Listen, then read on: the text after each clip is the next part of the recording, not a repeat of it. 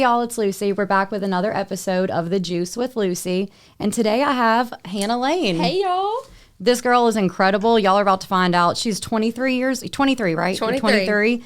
And you have accomplished more in your 23 years than people that have lived their whole life have done. Well, thank you so much. I'm super proud of you. I'm super proud of you. Look at this. Look at the whole podcast. I remember I was talking about this and being like, let's go do it. And now we're both doing it. And we started around the same time, didn't we? I think so. It just happened. I love it. Yeah. I love it. But how have you been? I've been great. It's been a bit of a journey. I think just trying to move away and trying to be on that different okay, I just graduated college. I just kind of got my groove. I didn't really know what I was doing. Some days I still don't know what I'm doing.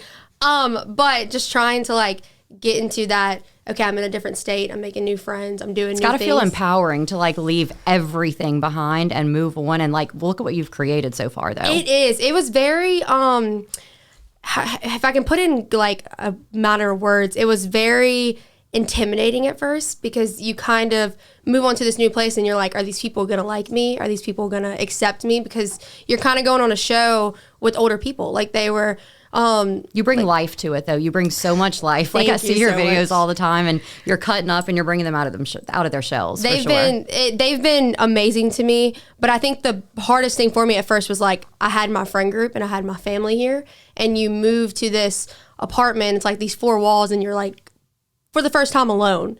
And I don't think I was ready for that in the beginning. I graduated college and was peace out, y'all.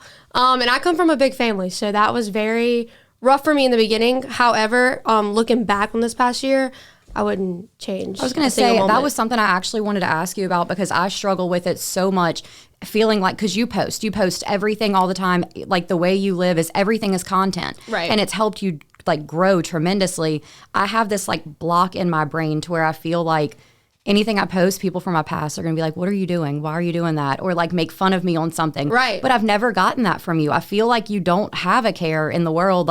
If you don't like it, don't watch it. Well, don't look at it. I will say in the beginning, I definitely did. It was more of oh, what are these people going to think about me? What are these people going to feel about me? Like I said, when I first moved there, I was how are these people going to feel about me on the show? And then I was you know what? I wouldn't want people on my Facebook that don't support me anyways. So if you don't, just unfollow me. Yeah. And I think I was going to say, how did you get to that point? Did you just wake up one day and you were you know what, forget it? Oh, for sure not. I still struggle sometimes, trying to feel the need to get to a certain point. I always feel I need something more or I need to reach something else. But I will say, I think about the people in the past thing, are they going to judge me? Are they going to do this? I think in my head, I'm doing so much and I'm doing so many things that if you want to make fun of it, it's that's on you. It's envy or jealousy at that point. And I think people have their own insecurities and they're dealing with their own things, and it's so much more them than it is you when they're judging you or when they're making fun of you posting. It's well, I'm paying my bills. Right. It has absolutely nothing to do with you. It's something that they're feeling and they're they're having to reflect that onto you. Right. And people do that all the time on social media. I think that's the problem. We get on this platform and we get on these things and we kind of idolize people. We're oh, all these people are doing so many great things. And I think that's why I post the things that I do, because I'm am I doing great things? Absolutely. Do I love what I'm doing? Absolutely. I make mistakes every single day. I'm still learning certain things. There's days I get on the radio and I'm I don't even know what I'm about to say. And there's days and mistakes and things that go on behind the scenes that it's I still deal with my own struggles. I still deal with all the dating advice and all the different things that people don't see. And I think that's why I share what I do on socials, because you let them see it all, the good, the bad, the ugly. Because I'm I want you to relate to me. Social media can be such just a fake thing, because you get on there and you post, like you said, all of the exciting things that you're doing. But if you don't see the other stuff, it's very easy to idolize somebody and just think that, oh my God, they're living the best life, and want to compare yourself to what they're doing. And you shouldn't. Everyone should have their own thing. And I think the last thing I want to do is have that little girl or that teenager or whatever, trying to go chase what they want. And I remember, I'm only 23, so I remember being in high school, college, and looking at people doing things and being oh, I want to be like that. And if I can show that, hey, you're gonna struggle, because when you get into these things, you think, oh, it's just gonna happen for me. It does not just happen for you. I can tell you, I literally gave up everything that I thought I wanted in life in Mississippi. I didn't have a penny to my name. I literally was I'm going to do this. You just sacrificed it all because you had a dream, you had a goal. And I have a really great family and support system. So my family helped furnish my apartment and helped me do everything and paid my first month's rent to get me on my feet. But after that, it was like, I feel like they probably should have given you like cooking lessons when you were at home, though. 110%. I was totally going to bring that up. You weren't getting away from that one. 110%. They probably should have. But yeah, I think I just want to show that younger generation that, hey, it's not going to be easy and it's not going to be something that just happens overnight. But if you work for it and you continue to strive to be the best you can be, that's all you can do. And people are going to gravitate towards people, and like people gravitate towards people that have that, hey, I'm just like you, or hey, I deal with relatable, these things too. Yeah. And it's like, I'm not about to get on social media and just have because I could post every highlight reel. I could post every interview I do, and I do. I do want you to see the fun things. However, I also post that when you're having a bad day or when you're having a struggle, like 100%. I see all of that. And you're an inspiration to a lot of people. I've texted you like a million times actually and told you that I look at your stuff, and even though you're only 23 years old, you're a true inspiration to so many people. Well, that means the world to me. And I think people kind of get in that thing where they're like, oh, I don't want to text or I don't want to call. You could call me 92 times and you would not get on my nerves. Like, I'd be like, okay. I've learned that. And like, I do. I will text you like 15 times in a row. You can text me at midnight. I mean, I might not answer till 3:30 in the morning because I'm trying to get up the next day. But I'm like, I had to ask questions. If people wouldn't have took a chance on me, I wouldn't be sitting where I'm at right now. My story and how it all kind of unrambled was totally God. And it was like, I was gonna say, I feel like everything, we say this in almost every episode, everything happens for a reason, because 100%. I mean, you were at 100.7 the Tiger, right? I was. And what was your position there? Like, what did you do? So to back it up a little bit, I was working at the boutique in my hometown. And I don't even know if you know this full story, but I was working at the boutique in my hometown. I was doing the live videos for like 6 years. Like, I was known as like the live boutique girl. I was doing the clothes during COVID, all that. Well, Brittany had actually, which was on 100.7 The Tiger, she walked in and she was like, I'm shopping for a Morgan Wallen outfit, blah, blah. And if you know me, your obsession runs deep. I love me some Morgan Wallen. It runs deep. And I was like, that's so lucky. I'm like, I want to go to a Morgan Wallen concert. Like, we just started talking. She goes, well, I work for the radio station. We might have extra tickets. And I was like, oh, okay. I was like, she ain't never going to text me. Didn't know the girl. She was just whatever. And at like 7 a.m. the next morning, she Facebook's messaged me and she's like, I have tickets. And me and my brother went and sat in the nosebleeds at Morgan Wallen. It was the best night of my life. And about a few weeks later. Have you ever met Morgan Wallen? I have. Oh, okay. We'll get to that. We'll get to that. We'll get to that. And then I like 2-3 weeks later, I did a pageant and they sponsored it. And then on July 4th, I was going through probably the worst time of my life. Like, it was, if rock bottom had rock bottom, I was there. Like, I had my whole life planned and it just kind of went to the, like, went to rocks. shit. Like, it was awful. And her and Abby Lee came in that day and they were like, would you want to intern for the radio station and like do our social media? I didn't think twice. I signed those papers, left the boutique, went and did all of that. And so I was interning with them, doing like their social media. I did like help them with their pictures. I thought that's what you did. And you grew tremendously, which on the radio station that you're on now, like, I look at the numbers that you post.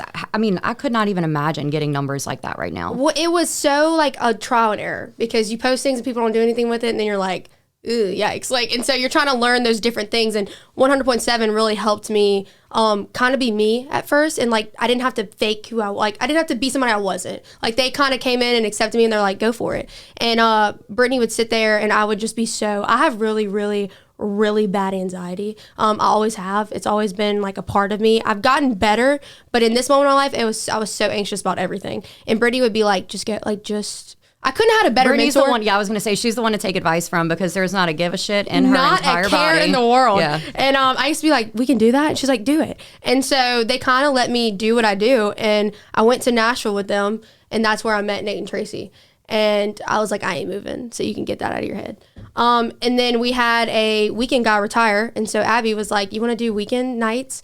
And I was like, I don't know what to talk about. I mean, I can talk, but that's pretty much all I got. Like, I have no clue what to do with it. Me in this podcast. Literally, I have no idea what I'm doing. I was in school for pharmaceutical sales, y'all. Like, really? That is what I was going to school for. And I was about to graduate. I was like a senior in college. Isn't it crazy how life flips around? I mean, before I met Thomas, I was a financial advisor for Whitney Bank. Literally. And now look at me, like, covered in tattoos, going to concerts with him. Living your best life. Drinking tequila on a podcast. Right. You know, you could have never told me this would be my life. And I do that all the time. I'm like, where did this come from? And it was like a 7 to, I think, midnight show. Like, nobody's listening unless you're my friends and family. And then May of 2023 came, And I graduated college, and Tracy had called Abby and was like, we want to talk to that like Hannah girl. And I was like, I ain't moving, y'all. So y'all just get that out of your head. Well, then Abby was leaving to go to North Carolina, and Brittany went on maternity leave. And so I was kind of by myself, and I kind of fiddled with the idea of moving to Mississippi, but everybody was like, you ain't gonna do that. What was your final push? Like, what made you make that decision? I think everybody thinking that I wasn't gonna do it. Like, you had to prove them wrong. I'm such a prove you wrong person. Because like, I think, not that I don't think that they didn't believe in me. I think I'd never moved out before. Like I went to college and lived with my parents my whole time. I'd always been kind of dependent on like my siblings and my past relationship and like all those things. And I think everybody was like, okay, Hannah. And my mama to this day still is like, I cannot believe that. That's got to be so freeing though, like to have that close knit thing that you had, and then just like uproot everything and go by yourself. Everything. Like I don't know that I could ever do that. Though. Y'all, I mean, like, didn't think I could. But I didn't think I could. It's scary. It is scary, and I think the hardest moments was those first 3 months because you're this 22-year-old at that time. Did you feel alone? Like, did I? Super alone. It was the most alone feeling. And everybody was like, oh, she moved to Mississippi. She's on this morning show, blah, blah, blah. And I think that's where social media can show you the fakeness. And that's when I decided not to be like that, because if you look at this 22-year-old moving and being on a morning show, it's like you got everything you could wish for. And I was the most depressed I've ever been in my entire life. And I would just sit there and I would cry and I'd want to go back home and blah, blah. And I had this girl text into the, I'm going to cry, y'all. I had this girl text into the radio. Everyone, you can't cry. I do it to everyone. I had this girl text into the radio, and she was like, "We can be friends," blah blah. And you're kind of like, I don't know what this is. But anyway, she didn't like. Not that she didn't stop, but she was just like, "Hey, like, why don't you come eat with us?" Blah blah. I ended up going eat with them, go and have Mexican with them, and that is now my roommate. So we lived together, and so she was my first friend in Mississippi, and she made it. I probably wouldn't still be in Mississippi if it wasn't. Like, she took me in, made me, like, helped us cook. We had an ice storm. I was going to say, can she cook? Because that's something I wanted to make fun of you for. Yeah, I remember, like, all of your catastrophes. For the first couple weeks, didn't you eat, like, nothing but, like, raviolis or something? Literally, Chef Boyardee. It was Chef Boyardee or some ramen noodles. And you started getting into, like, the cinnamon rolls, though. How many times did it take you to master that? Okay. I think you've got it now, though. I say that, but I have these just wild ideas. And Bree was the girl that I was talking about earlier. She's like, we cannot be rosin dough in the kitchen. I'm like, but we got to. Like, it's like, it was so much fun. Like, she's such the better cook. I will never claim that I'm a good cook or good, like, anything like that. But she's just made it so much more fun for me and helped me, like, learn all the things. And we had an ice storm, and I knew her for 2 months, and I stayed at her house for like 4 days. You're still independent. You're still doing your thing on your own, but at least you have someone that's there. Right. With you. It was somebody to be like, hey, I'm your friend now. Because I work with a lot of people that are older than me. I'm the youngest by about, like, probably 12 years. Oh. And so, like, in the whole building. And so it was kind of like, again, you go from having your whole friend group, and my best friend was about to get married, like, right when I moved. And you kind of feel, like, I moved in October, she was getting married in December. And you start to feel like, are they going to forget me? Are they going to, like, if I keep moving on and doing my dream, are they going to, like, forget who I am? And I think God really showed that, like, it's not that you're going to lose your other friends. You're going to gain more experiences and gain. That is it. Right. And it's like, and if you do lose them, they really weren't your friend anyways. And I have been so overly thankful because I didn't move too far, but it was far enough that we're like. You can't just pick up the phone and, like, run over there right. real quick. I can't just be like 3 hours, bye. Yeah. Like, and so I really am. I've grown so much in this past year. Has just been.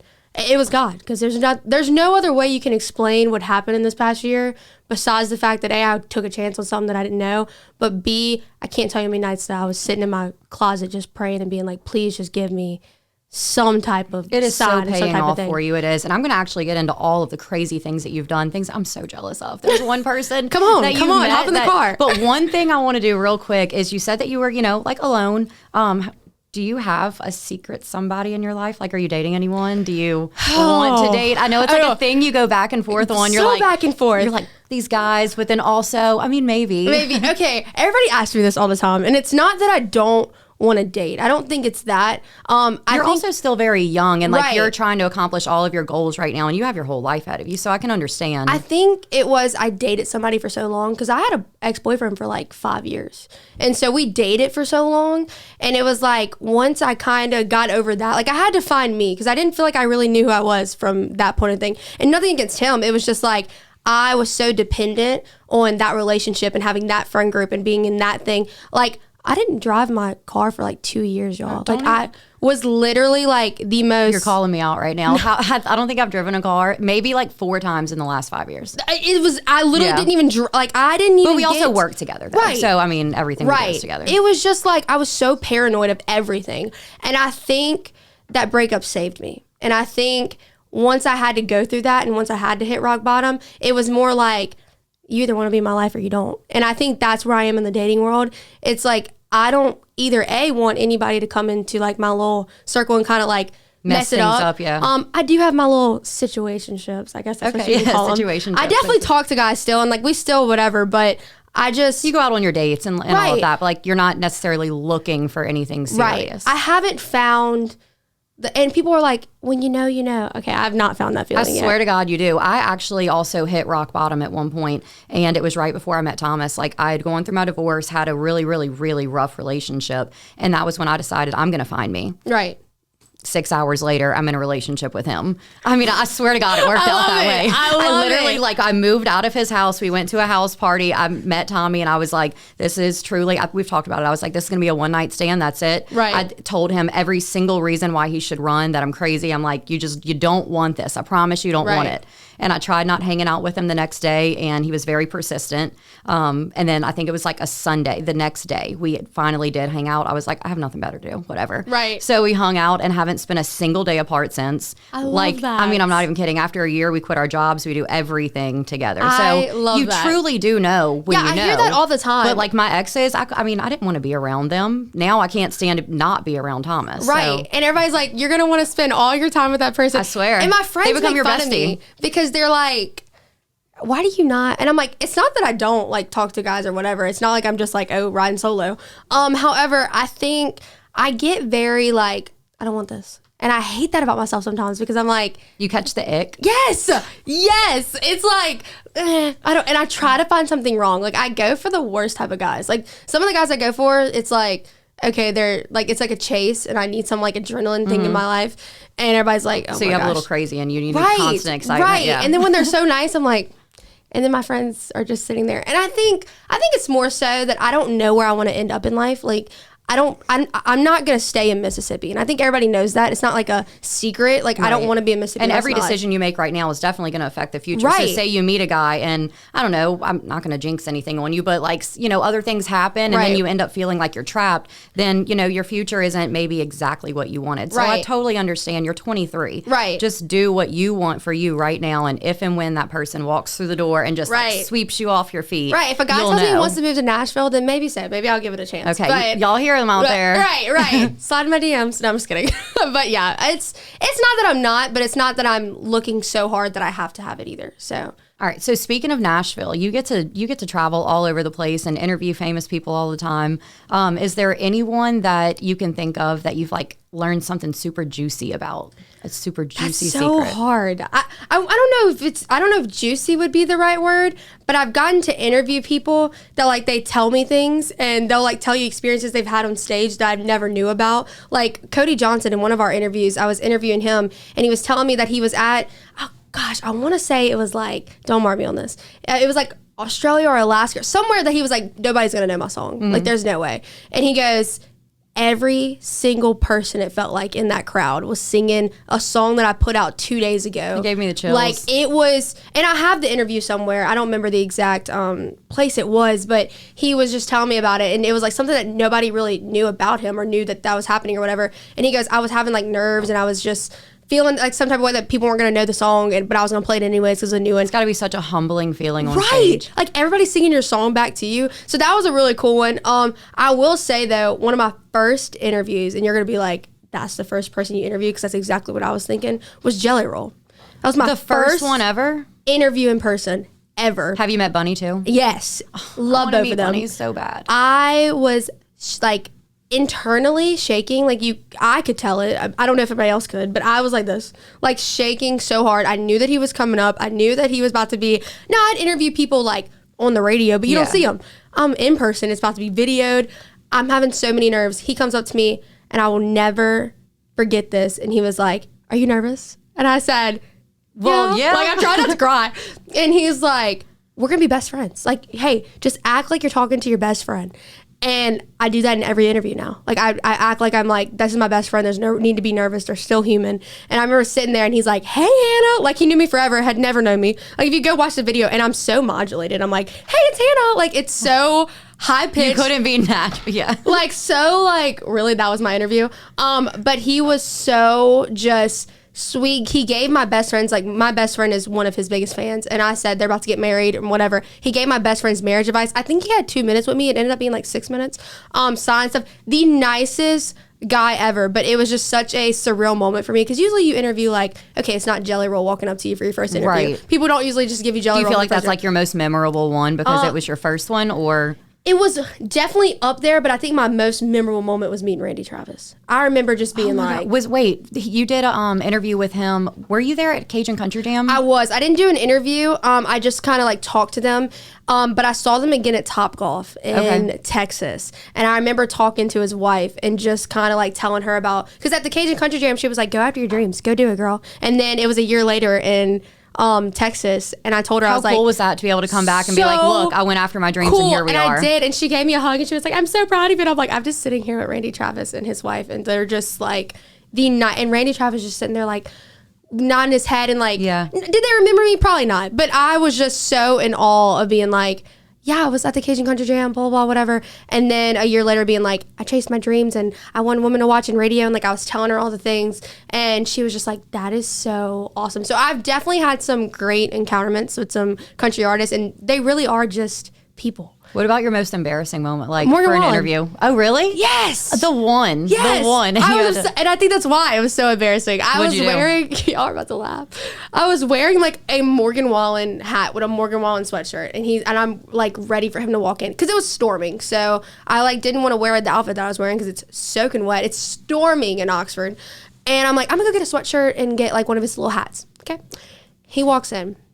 Nicest dude ever, by the way. He was he was you hear so nice. Many terrible things about people, but I mean, it's also just nice. The internet. He was the nicest, like, talks to everybody, blah, blah. He comes up to me to shake my hand, and I went, hey, my name's Hannah.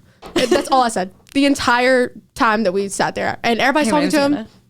I'm like, he thinks I hate him. He thinks I hate him. And I'm like in love with him. You're decked out in Morgan Wallen. How could you possibly That's exactly think? what Nate said. Nate was like, you're wearing a Morgan Wallen sweatshirt with a Morgan Wallen hat. I don't think he thinks you hate him. I'm like, I just like missed my chance. And we go to take a picture with them. And he's like, how are you doing? Like, you having a good night? And I'm like, I just blank stare at him. Like, I couldn't even get the words out. Like, I couldn't even get the words out to talk to him. Like, I was just so starstruck that Morgan Wallen was standing in front of me. And I don't get like that. So I don't know why, but I was just... whatever. And then he left and I had like tears in my eyes and he was like, are you crying? I said, I just like screwed up my whole chance. I was going to marry that man. Oh, so, you'll get another chance, I promise. Hopefully. But yeah, it was so embarrassing. But he was so like, because they tell you don't meet like people that you really love and because it can ruin it for you. Yeah, people say that all the time. They're like, don't meet your idols. Don't meet people that you like. Well, I have to ask you about how one person is and you have to be so honest about it. Okay, I will. Riley Green. Oh my gosh, I love Riley Green. Okay, cool. Okay, no, Riley is one of those people that like... That will be when I like have no words. I'll like just pass out, die. Tommy's gonna have to be right there with me and like catch me because I swear to God, I don't know what I'm gonna do. He is the sweetest. He'll come up to you and he makes you feel like you're like the only person in the room. Like he's Perfect. Like, hey, I'm Riley Green, blah, blah, blah, whatever. And they were telling us like, hey, you got 2 minutes left. He goes, you keep talking. And I was like, yeah, he's very like that hometown country boy, so good old sweet. Boy. He doesn't have like a big head. Like he's not sitting, or at least he never has. I've met him 3 times, and he has been so sweet to me every time I've met him. So I might have a chance to meet him in January. We need to do it. Oh my God, I'm just gonna follow. He's so sweet. You know who else is so sweet? Who? Zach Top. He is so funny too. Man. He really is. Like, did you see the what was that video that he did? He was trying to promote like VIP for a show, and he was like, "We're gonna have back massages. Oh, we can't do back massage. Okay, we're gonna do this. Oh, we can't do that either. Well, apparently it's gonna be boring, right. So y'all buy them anyway." He has a good personality. I met him before he really like became Zach Top. And he came for Rockin' the Reds in Mississippi, and so it was just me, him, and his record rep. And we're sitting in the back, and I'm kind of still going through, like, well, this is like my situationship heartbreak. Sometimes it's hurt more than the ex heartbreaks. I don't understand. But I was kind of, like, going through that, and we're talking about it, and he's like, you just gotta, like, just go it after you want. Like, just go for it. He's like, forget the guy. Like, he was so sweet, so just down to earth, and just gave, like, hey, it's like you're really talking to advice. your friend. Yeah. And it wasn't like, he wasn't like standoffish. And just every time you see Zach, he is so just the sweetest, taking his hat off, introducing himself. Like, if somebody's going to win, I hope it's Zach Top. He's changing country music too. Like, he's really bringing back like that good old country sound. He reminds me of Kendall Schaefer some. Like, if Kendall Schaefer like had, like, this isn't a bad thing by any means. I love him. But like, if he had a little more like energy in his songs, I feel like he would be like the exact Zach Top. I just love, and I love Kendall too. But I think what also I love about Zach is we were at the CMA festival and he's on stage singing in the like middle stage. And I'm standing right there and he goes off his set and gives me a hug. He's like, hey, Hannah. I'm like, hey, Zach. And so, how cool is that though? God, the coolest thing, and I like spilt my drink on the back because someone bumped into me. But like, just to know that you're on stage and like, are trying to make a like impression or trying to like, hey, I see you, whatever. It was the sweetest thing. Like, he goes out of his way to make you feel so welcome, so wanted, so loved, and I love that about him. And Kendall cracks me up. Like, I do some of Kendall's social media stuff. Favorites. I don't know if you know that, but I didn't. Yeah, and so like we'll text all the time, and like I'm like, do you like this? Do you like this? Do you like this? And Kendall cracks me up. He calls me Squirrel to this day, and I tell them all the time because I mean Brittany's the one who got me my start, so I'm always like, thank y'all so much. And here's Brittany. It wasn't me. It wasn't me. And I'm like, so humble. If it wasn't you, homie, I wouldn't be like, she fought for me to get to Nashville that first time. Like, I was not supposed to go. That's one thing around here too. Like, I know you moved away to Mississippi, but like the musicians that we have around here, and like, it's almost like a super close-knit family. Right. Everyone's so supportive of everyone. And I mean, is it like that in Mississippi? Like, are people super supportive? Or? They are. They're super supportive of like, I don't really know. I think in Baton Rouge, I know more of the local musicians. I don't know as many in Mississippi. I think that's just because I just haven't really like gotten to, I just travel so much. So I haven't really gotten to like go to certain places, go to certain things, and do all of that. But I will say that like the community in Mississippi has been so welcoming of just like me. Like, they have been, and I was scared they weren't going to be at first. Because I mean, you got this little 22-year-old and there ain't no telling what's going to come out of my mouth. Some days I'm like, I probably should have said that. Every day of my life. Right. Like, sometimes I'm like, how y'all. I cringe. I make myself cringe. It's like secondhand embarrassment for myself. Right. It's like, I just gave myself the ick, so I know I gave it to you. And I think one of those things is you're kind of sitting there too. And I mean, I say something sometimes that you're like, are you sure you're not blonde? Because I don't even know where it came from. I'll actually give you an example. The first day, well, I'd never been live before because 100.7 wasn't going to let me be live at 7 p.m. to midnight at 21 years old. Like, no telling what would come out of your mouth. Like, but not even that. Like, that's so dangerous. Like, 7 p.m. to midnight in downtown Baton Rouge. Like, I wouldn't have been able to even by myself. So I'm so thankful that they didn't let me be live. I mean, the rest of their stuff is, but that obviously wasn't. So my first day ever being live radio was my first day in Mississippi. And I'm like, you about to put me on there? I don't know that I could be live. I don't know. The one time I went live was with Brittany, and I had to actually like get out of it so quick because the things that came out of our mouth in the first like 15 seconds was it was so cringy. I was like, did we really just say that? Right. I had people, I think Katie might have called us, or we called Katie, and she was like, did y'all really just say that? And I'm like, what did we say? I don't know. We were drunk. Right. Don't even know what we said. But I got on the thing, and y'all are about to be like, Hannah. And Tracy had said somehow she didn't want to live on Mars. And I was like, why not? There's no taxes, barely any people. Like, whatever, laughing about it. I was like, you know where I want to live? The Milky Way. And the second it came out of my mouth, y'all, I was like, did I just say that? And she goes, I got good news for you. Because, like, we already live there. And I was like, like, the second it came out of my mouth, I was like, you can't take that back. So I did that one of the first days. Like, and I know we live there. Like, I don't know why I said it. Well, no, I'm not even going to lie. I had to think about that for a second. Because, like, I'm really smart, but, like, my common sense just isn't there. Same. And I'm, like, you know, I guess I'm a little slow. Sometimes I'm like. It doesn't hit me right away. Right. It takes a minute. And they'll, like, say stuff, like, from the past. Like, and they'll, like, they told me, which y'all are probably going to know what this is, but they were talking about cassette tapes. Oh, yeah, I know. And so they were like, how do you, like, roll the cassette tape back into whatever? And, like, they're asking me these questions. I'm like, I've never used a cassette tape in my life. Don't you just like put your finger in it? They said something about a pencil. Like, you had to like pencil the thing, and I was just like, next question. And so and then I started like giving them like slang words, and they were like, I don't know what those means. And I said, well, if what is it, like Riz and all that stuff? Even oh my God, my daughter's said. 15 now, and she just, the words that comes out of her mouth, I'm like, is that an actual sentence? Right. I was like, that's bussin'. And they were like, bussin'. And I said, okay, never mind. Oh wait, so you're like speaking the daughter word, my daughter's words. sometimes they say things and I'm like, I don't even know what that means. But like some of the things, like at 21, 22 years old, you're like, I was like, period. Or I say a lot and I don't really mean it, but I'm like, I hate it here. Like Like every time somebody says something. I did that too the other day. I was actually working and I was like, I hate it here. And they were like, why? What's wrong? And I was like, no. It's a figure of speech. Like I don't actually hate it here. It's just like a funny thing to say. It's became something that people like know I'm going to say it. Like every time, like I do a motivational quote in the morning and they'll like ruin it. Like they'll just say something like totally off the rocker. And I'm like, I hate it here. And the first time I said it, they were like, what do you mean you hate it here? I'm like, no, I'm kidding. It's a figure of speech. So it's like I love it, but it's like, right. It's like you just said something and it made me hate it here. But so I do things like that. But it's fun to like go back and forth. Like I didn't know who Bozo the Clown was. Do you know who that is? I've heard of it. I had no clue that was. And they were giving me like trivia questions on like Bozo the Clown, the cassette tapes. They were like, when do you think we had a microwave? I'm like, I hope you had a microwave. How did you warm your food? She was like, we didn't have a microwave. I was what like, was your first cell phone? Like for real, what was your first cell phone? My first cell phone was my iPhone. Was it really? Yeah. Yep. Mine was a pink Razor. I remember that. Like you could get mad at somebody and be like, close that shit, hang up on them. Was that the phone where you had like the numbers on it and you had to like press it 3 times to get to the letter? But no, if you were really good, you could put on like the predictive and just hit it once and be like, go, it would figure it out what you were trying to say. I couldn't understand any of the, like, I was like, so if I handed you a phone right now with all the numbers on it and you had to text, could you do it? I probably could do it now because like they kind of like taught me like what all the things were. But if you gave me like a dial phone where I had to like spin the things, I wouldn't understand. You couldn't do that either? No, I don't think I could do that. My grandpa had one in his house, so like we would play with it when we were younger, and that's probably the only reason I know. It was so funny though. Because I don't even feel like there's that much of an age gap between us, but obviously, I mean, there's... Oh, sometimes Brittany would say changed, things. Yeah. I forget what Brittany said, but it was like I might like mess this up, but I think I was turning 22, and she was like, "Well, enjoy 22 because nobody's gonna like you when you're 23 or something like that." And I did not understand. And apparently, it was like a Blink 182 reference. Or is that what, went over my head too. I literally was like, "What do you mean nobody's gonna like me when I'm what?" And she goes, "Oh my gosh." I think that's even the band name. I don't even remember the band name, but her and Abby sat there, and then I said Sleepwood Mac instead of Fleetwood Mac for our.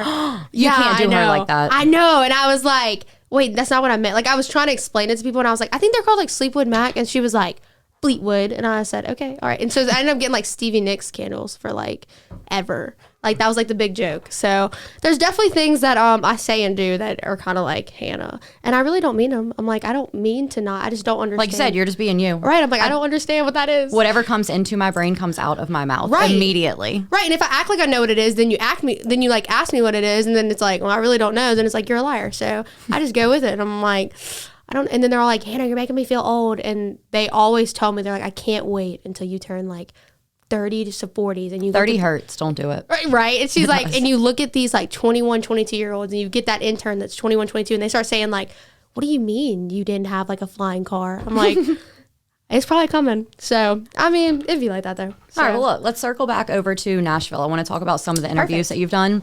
You were interviewing during the CMA Awards, right? How freaking cool was that? It was super cool. Charlotte McCoy's live broadcast, we get to go and do that pretty much every year. We do kind of we do it during the ACMs and we do it during the CMAs. So we do kind of both.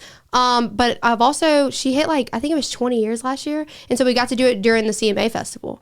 And it was the coolest experience. It was like one of those first things that you walk in there and you're kind of like intimidated at first because I was 21 when I first did it. And you're looking at all these people and there's like 60 something radio stations in there. It feels like it might not be 60, but that's what it felt like. And you're kind of just like, okay, this is your make it or break it moment. Like hold it together. Don't act like you're like fangirling in here, even though I totally was.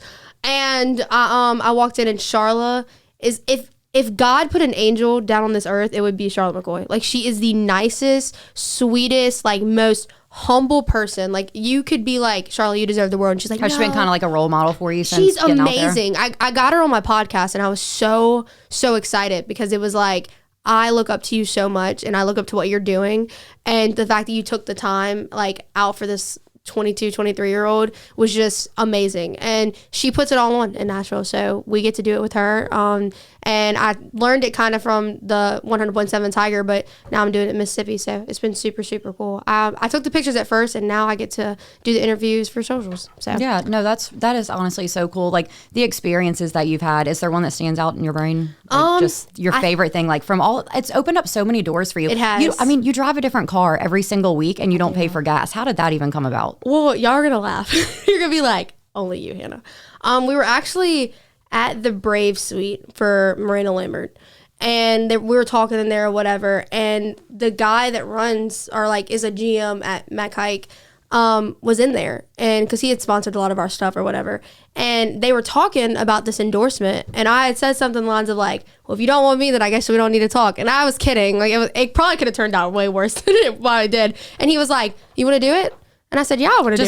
Just like that. And I didn't think he was going to sign it. Receive, huh? He was so nice, so great, so like the best. Like I was sitting there and I was like, is he really going to, Monday morning comes? Do you get to pick your car every week? Yeah. So you just like walk in and you're like, I want that one this week. I walk in and they make me feel like I am the only person in the room. Like I see how they interact with customers and I see how they interact with me every week, and they make it like, it is one of my favorite things to do. Like I look forward to going in there Monday and being like, hey, what are we doing? And they like involve me in things. Like I got to judge their Christmas like costume, not Christmas, sorry, their Halloween costumes, and kind of like pick who won the gift cards. We did a Christmas thing where people had to like email about their like to sponsor a family, and Mac Hike, Ford and Jackson like sponsored 3 different families. Like they are exactly who they say they are. Like they have been so amazing.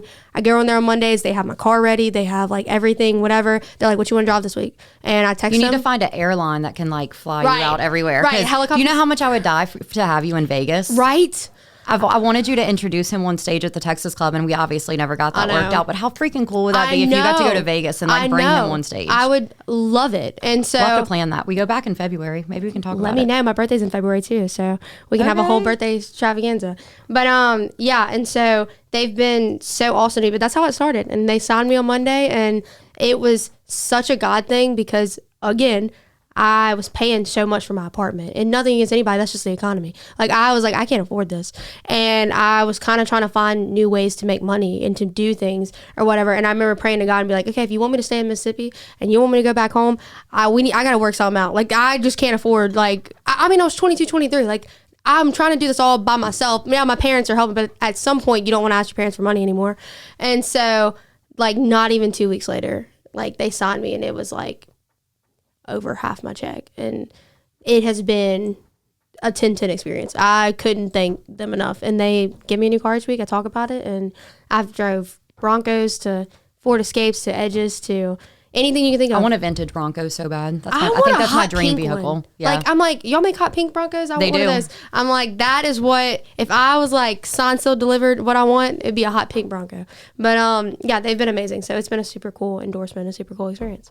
And so like let's like go a little back though, talking about Vegas.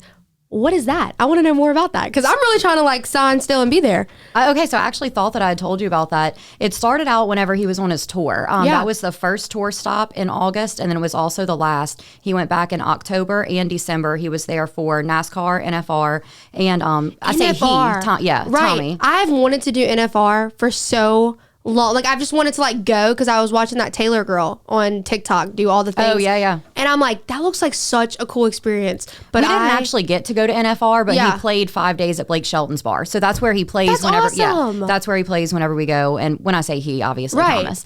But yeah, it's so cool. So like the first 2 trips that we were there, we did all the touristy things, like the ice bar and all of that stuff. He even got to, what was that? What's that thing like where it's Italian and they're singing to you, like a gondolier? You're like riding in the water. Gondola. Gondolier might be the person. Hey, truly. Yeah. Hey, okay. We were getting there. Yeah, we would have gotten there eventually. Yes. But yeah, so anyway, he got to sing, and he just like busted out. People were videoing. So it was a lot of like really cool experiences. So cool. Now when we go back, because it's 5 days in a row each time. Yeah. We honestly, like, we're out till 6 a.m. every time. Right. So we go home. We go back to the hotel. They fly us out. They put us in a hotel. They do all of it. That is so cool. It's like a life-changing experience. Gives you something to constantly look forward to. Right. So like I said, even if you can't make it in February, which that would be cool for your birthday, right? We'll be back plenty of times. Heck yeah, I want to make it in February. Y'all need to give me the details to that. I swear I will. I love it. I'm such a like travel junkie. I don't know if you are, but I am. Hate staying in one place. Like especially like on the tour, we got to go to Lake Tahoe. We went to, it was from here to California, then we came home and went to Florida. But it was like a month and a week tour that he did around August. That is so cool. Yeah. I would love that. Like I would love to just be on the road, be doing something. Like and I think that's why I didn't want to stay at my apartment for so long, because I was like, I'm never here. Right. I literally 1 week was like Nashville, Texas, Florida, Baton Rouge, back home. That's one of my favorite things about doing this and like being in the entertainment industry is like all the people that you meet along the way. Right. He literally met, it was like 8 or 9 guys, I don't remember, like with the U.S. Border Patrol. They gave him a little patch, like the challenge coin. Every time we go, we meet someone from all over the world. Right. And then the most recent time, like the experiences that we get, like that's my favorite part about it because I catch the travel bug and I constantly want to go. Me too. But we were going for 2 weeks recently because we went to Vegas. And then from Vegas, we flew to Mexico, Playa del Carmen, because he sang his song, Who Baby Who, at a wedding. Surprise the bride. That is so cool. Yeah. We were in an all-inclusive resort. I mean, it was honestly one of the coolest things ever. I literally would do that every day. If somebody was like, here's a job, you could travel every day and you can do, like, I love being on the road. That's it. Travel every day, drink tequila. Right. I could live in a hotel. Like, people are always like, I would not want to, like, I have to be able to go back home. Okay. Maybe for like the holidays and like, I love my family. However, I could live in different hotel rooms. We get home for a week and I'm like, okay, it's time to go again. I'm ready to go. I want to go. I love doing stuff like that. But I just think that's so cool how much you've both grown. Like, just so much. We have. He saved me. I'm not going to lie. Like, whenever we talked about, like, whenever we met, I was at absolute rock bottom. I didn't know what direction I was going with my life. I had recently left from the bank and was managing a boat company. It was just, I was truly just not very happy in life. Right. And then I met him, and once we quit our jobs, like, you could have not convinced me 5 years ago that this is what I would be doing right now. Right. And I think that's so cool. Literally traveling across the United States with my husband, my best friend. Right. I mean, it doesn't get much better than that. And I think there's so much in when you're broken because you're kind of sitting there and there's all these pieces everywhere and it's like scattered across the floor and you're like, where am I going to go next? And I think the most beautiful thing in like both of our stories is that you can have broken pieces and what God can do to put them back together and make a masterpiece is the most absurd thing. Like, I just think it's so cool. It's so passionate, but it's also like, that is why your story is so important. And that's why having this podcast and doing those things is so important because there's going to be somebody watching. And I don't care if it's one person. I don't care if it's one person, 10 million people. Eventually we'll get there. You can inspire that one person. And I tell myself all the time, you're not promised tomorrow. So do what you want to do today. Because if you can impact one person's life and that can be your like legacy, that can be what you do. I was like, I'd rather impact one person's life than reach every goal in the world, because once I reach every goal in the world and I die, that's it. What's left? Like, that's done. And it's like, and this is just the beginning for all of us. It really is. I think that's the beautiful part about it, because you get to pick and choose kind of what you want to, like, what do you want to be? What do you want to brand yourself? And like you said earlier, like the people in the past, like, you don't have to be that 18, 19, 20-year-old the rest of your life. Right. I mean, people change. And that's something, I think I'm going to take this, what you've said, all of the advice that you've given me, and I'm just going to not care anymore. Right. I say it at the end of my podcast, like, not my problem. But I also, sometimes I care. Sometimes it is my problem. I don't think it's a bad thing to care. I think, because I'm very sensitive, like, I'll kind of get in my head, just people don't know it. But I think that's so much more as, don't let your feelings be the indicator to your decisions, because it's okay to feel things. We're human. It's okay to be hurt. It's okay to feel that confidence. It's okay to feel that upset. Like, you're going to have different emotions in life. But if those emotions are indicating what you're going to do, that's when it kind of gets off track. I will say, chasing your dreams and finally like getting to something that you've accomplished, whether it's one step at a time, having this podcast, thank God Jim pushed me. He pushed me and pushed me for like a year. He was like, you've got to do it. And I was scared. I was nervous. I couldn't do it. But anyway, I woke up one day and I was like, let's do it. My confidence level has drastically increased, because not that it's a bad thing, but like, I was Thomas Cain's wife. Right. And that was it. Right. Everyone that was involved knew what I did, and they knew how much I put into it to help build him to where he is now. But to the outside world, there were so many people that were like, oh, she's just, jumping on the bandwagon, or, riding his coattail. And now having something for me, like, it feels good, because now whenever we go out, people even mess with him. Like, yeah, Thomas Cain's cool, but what about Lucy Cain? I love it. Like, I love it. Yeah. And I think that's so important to have your Sounds thing. arrogant. Like, I promise I'm not being arrogant, but it's like, arrogant. It makes me feel like I'm doing something, I'm building something of my own. Right. Because I spent my whole life building for other people. Right. This is something for me. 100%. And it's not arrogant, because I think there's a point in your life that you got to get to be like, you know what, I got to be happy too. Because if I'm not happy, then how am I going to make everybody else happy? Yep. And I think that's where I kind of got to, because it was like, okay, if I'm feeling this way about myself, how am I going to get everybody else to feel a certain way about me, or feel this, or feel what I want them to feel? And I had to really do that inner work. Mm-hmm. And I actually wrote down, I journal a lot. I write a lot. If you follow me on social media, everybody knows, like, I'll write essays on Facebook. You do. But I had a journal, and I was sitting, and this is not a story a lot of people know, but I was sitting in our attic, and I have like a little memory box, and I was just looking through the things, and I was at the most broken point in my life. Like, it was right around the breakup, everything was going on, blah blah blah, and I was like, who am I gonna be now? Like, you have your whole life plan. I was like, I'm gonna get married, I'm gonna have kids, I'm gonna do blah blah, and then it's like, cut that out. Like, yeah. I was like, where am I even gonna go? I don't even know what I want to do after I graduate. I'm a senior in college now, blah blah whatever. And I sit there, and I opened up my Bible, and it was, I can do all things through Christ who strengthens me. And I wrote after that, I feel like there's so much more you have for me, and I'm ready. There's and so much more to Hannah Lane than just, you know. Cry. But I was like, we're not doing it. We got past it. I know. Draw those tears up. Right. That's what I'm telling you. It's okay to be sensitive. It's okay to like have those feelings. And it's like, you know what? I remember writing that at my lowest. And it's something to look back on to now that I do have my own things. Because I didn't ever want to be like, oh, that's the radio girl. That is not what I want in life. I do not want people to look at me and be like, oh, that's the radio girl. I want people to look at me and be like, that's Hannah Lane. Like, that is, they're like, I watched her journey. I've watched what she's done. I've watched the things that you do. I mean, one of your most recent accomplishments is massive. What was it? 30? Was it 30 under 30? Yeah, I won 30 under 30 Rising Superstar in the United States. That is insanity. It was such a surreal moment too, because I think it's just, and I think my thing is too, the accomplishments are great. It's like, okay, you can win all the accomplishments, you can win all the awards, you could be at the top of the top. And it was like, how do you feel about yourself though? And how do you feel when you look in the mirror? Yeah. And I think there was a, like, kind of a shift change, because like I said, I still kind of do. Like, I have bad anxiety. And so I kind of get in my head a little bit, and I'm like, oh God. Will I do it? Absolutely. Will I overthink it 92 times? I have a book for you that I want you to read for your anxiety. Yes. It healed me, I swear. After this, I'll tell you about it. Like, it's the coolest and uncoolest thing, because anxiety can really help dictate what you do, and like kind of be like, okay, it's okay to look out for yourself. It's okay to have those feelings, whatever. But it can also hold you back. Right. And that was my main thing. I was like, I'm not letting this hold me back from, I mean, I moved, I still did it, I still started over, I still did all the things. Was I anxious? Absolutely. There's some days my parents are like, why do you think like that? And I'm like, I have no clue. But I think it's called being a female. Right, true. But I think the coolest thing is when I won that 30 under 30 Rising Superstar, it was like, it wasn't just for me, it was for everybody. Like, it was like, this is for us, because I wouldn't be anywhere, A, without the listeners, B, without people who helped me along the way, which I hope one day I get to do that for somebody. But 3, it was like my confirmation from God being like, Mississippi was for you. Yeah. Because it's you're on the right path for sure. Right. And I think you can win the awards. And I remember just sitting there and being like, this is so cool. Like, we just won 3 big awards in the matter of 365 days. Like, that was insane. But it was also like, you know what, I am doing something right. And if somebody wants to, because I've had the judgment. I can't tell y'all how many times people are like, you don't need to put your whole life on social media. And it's like, unfollow me.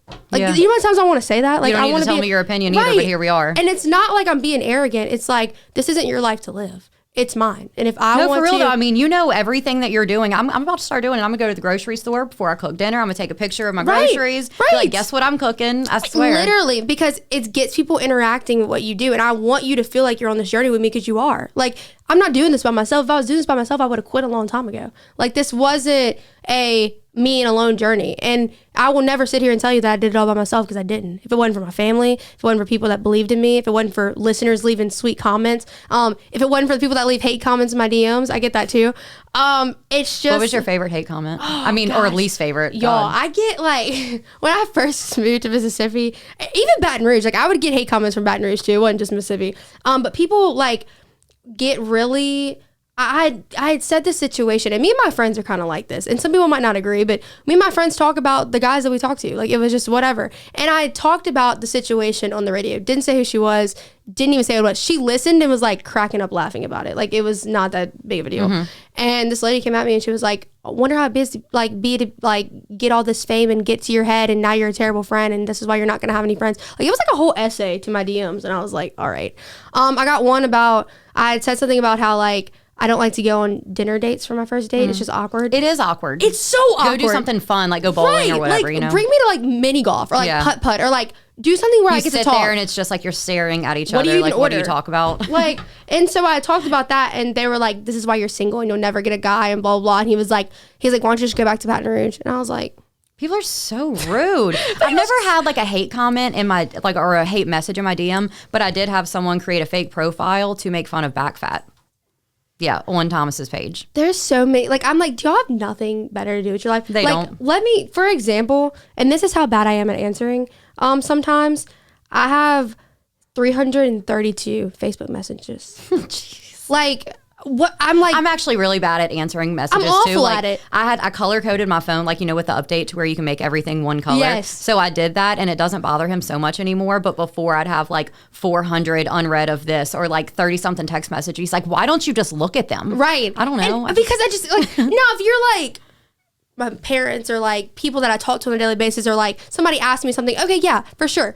But sometimes I get DMs and I'm like, I think my biggest thing was learning to not let the social media define who I was. Because I think it gave me a lot more anxiety. Don't engage in it. Right. And it's like, I would want to comment back so bad. Like, it was like, oh, I want to comment back to that person. Like, I want to prove to you that like what you're saying about me is not real. Like, I don't know why you feel this way about me. It would eat me up inside. It was like, but I think they know that. I think that's why people do what they do, because they know it affects you. Act like you don't care. Literally, I got to the point where it was like, if you have that much to say about someone you've never met in real life, that is way more on you than it ever will be me. Like, how do you not like me? You don't even know me. Right. Well, I don't care what they say. You're honestly incredible. You're an inspiration, like Same I said to you. earlier. Very, very proud of you. Same to you. Y'all have done so many great things, and I love that you like did it. Like, I love that you started the podcast. Like, I remember talking about it and being like, do it. Like, who is stopping you? I actually literally just woke up one day, created the logo, got everything going, called Jim. I was like, all right, let's get the show rolling. And then look at where we are. Yeah. You interviewed Scott Ennis, Brittany. Like, I watched some of your interviews. I'm like, heck yeah. Y'all even did an interview. You and Tom. We did. Yeah. We actually just did a Christmas one too. So I love cool. that. I was watching them and I was like, I just think it's so cool to also watch like other people chase what they're doing, because that's an inspiration to me too. Like, I love watching our local community and what they're doing, because it's like, right. I don't understand why people can't do that. It's like, there is room for everybody, but you know what there's not room for? People that have so much of an ego that they can't sit themselves to the side and be like, you know what? I probably could cheer for the other person, because you will get there one day.